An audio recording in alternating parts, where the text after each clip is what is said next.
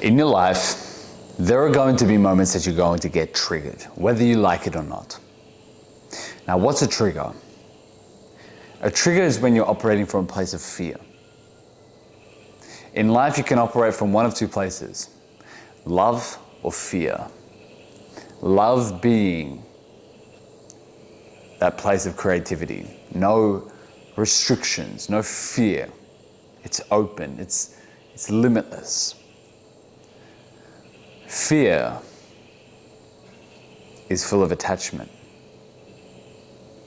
fear of losing things, even things that never existed. So your life can be defined in pivotal moments when you experience these triggers. And triggers are essentially certain circumstances that evoke that same fear within you that you felt due to some reason in your life. And some people let these fears control their entire life, whilst others use it as a signpost and an indication to look within as to where that's coming from and move past it. And that's where the pain becomes the power. A classic example is in relationships. And this is something that I've been guilty of in the past. Bringing fears of old relationships into new ones. And the scary thing about fears is that if you operate and believe that whatever it is that you're scared of happens in every relationship, you will just keep recreating it, because you're putting the energy of that fear out into the relationship, which will cause that reaction that you were scared of in the first place. This is why people who are extremely paranoid tend to experience events that align with their paranoia, and they prove themselves right. So fear is a very dangerous thing if you let it be. But it can also be extremely liberating. So let's say the context of a relationship. If you feel something within you, that's your moment to ask yourself, where is that coming from? And use it as one of the greatest opportunities to learn about yourself.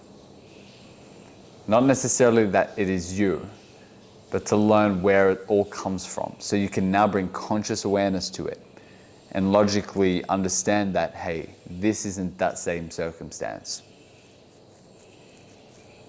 When you can do that, now you can start rewriting the script. Because those fears, those triggers, it's subconscious. It's part of your subconscious mind, a subconscious program. That's not you, it's a program which can be rewritten. But you can't rewrite it without being conscious of that narrative first. So next time that you feel that, don't run from it, don't act on it, observe it. The most important thing is not to act on it, but to observe it. And in that very moment, you ask yourself, once you've made a clear definition of the kind of person that you want to be, you ask yourself, what would that person do right now? Where would they come from? And you shift the focus from the experience of fear, but to reapproach that certain circumstance that you are faced with from the place of love of your higher self. Okay, what if I was totally secure within myself and I had no fear? Nothing to be worried about. I was perfectly okay with myself. How would I approach this situation with this person? Would I approach it from fear or from love? From a place of giving, because I have everything I need. It's incredibly important. And the more you can rewire your circumstances to be doing that, that's when you become. That's when you simply are that person. And those old narratives start to go away. And you can start curating a life of your design in alignment with your newfound habits. And you know when it is coming from a place of fear. It's that feeling within you. It even feels low. It's a low vibrational frequency. So you can use that to navigate everything that you do. Where's this coming from? Fear or love? And use that to navigate the best courses of actions in your life. And watch what happens. Watch what happens when you operate from fear and what that does to you and the people around you. And watch what happens when you operate from love and what that does not only to you, but also the people around you. And don't be surprised if you actually start creating the life that you truly do want. Because in life, you tend to get what you put out. Everything out here is just a mirror of everything in here. So when you love yourself in here, it's easier to love out here and have love from out here. If you don't love yourself in here and you're trying to get love, it's coming from fear, right? Because you don't feel loved. Well, guess what? Your energy is, I don't have love. I'm putting that onto you. What makes you think you'll get love? What makes you think that they wouldn't just reflect the same energy and be like, oh, if you don't love yourself, why would I love you? You don't seem worthy. If you don't even love yourself. So everything's a mirror. It's a reflection. It gives you the opportunity to observe if your outer world right now isn't how you like it. Okay, what is that potentially reflecting within me? If it seems all my relationships don't go well, if it seems that I just can't seem to stick to a diet or respect my body, what's that reflecting? Is it reflecting that I don't respect myself? It'll give you clues. And then once you see where those clues are pointing, you ask that question, okay, why do I feel that way?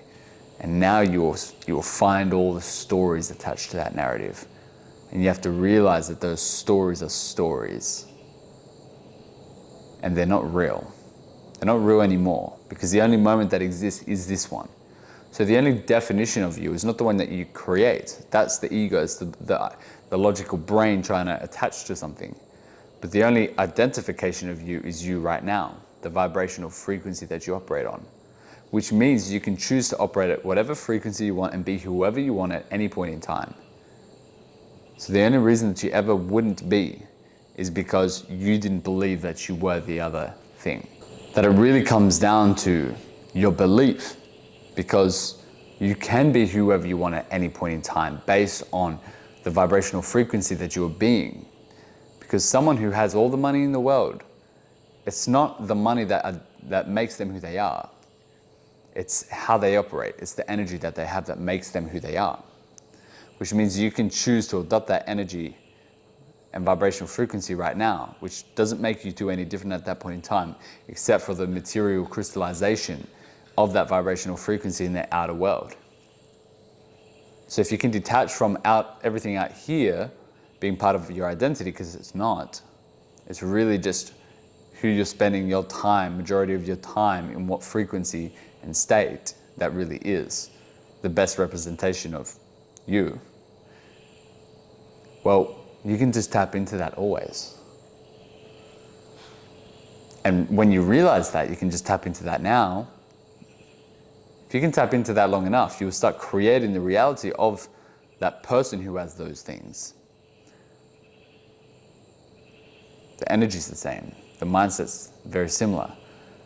It starts attracting that. There's just a slight delay on the outer world, that's all. But it starts within. You start within first, and then the outer world comes second as a reflection. Remember, it's a reflection, which means you don't attain this first and then get this. You're not happy once you get this. You become happy first. You become the kind of person to have that, and then that comes as a reflection of this. Which means it's all in your control. That state, that frequency, like you can control that. Your perspective, who you choose to act as today, right now. The only moment that exists. Which means the subconscious program based on the past isn't real, it's just a program. So you don't identify as that, you realize it's a separate entity. And all you do is hold on to the vision, hold on to the energy and vibrational frequency of your higher self. So once you know where the story and the narrative came from, you're like, okay, well, it's not real anymore. I have the choice to be this now. And now you choose to act as that person, not this one. If you choose to act as this one in the past because you believe that that's who you are, it will be you right now because you're operating on that vibrational frequency and you're allowing it. But if you can recognize it's not real anymore and you do have the choice to be this right now, choose to operate in that space and do it frequently enough until your outer world reflects it as well. That's how you do it.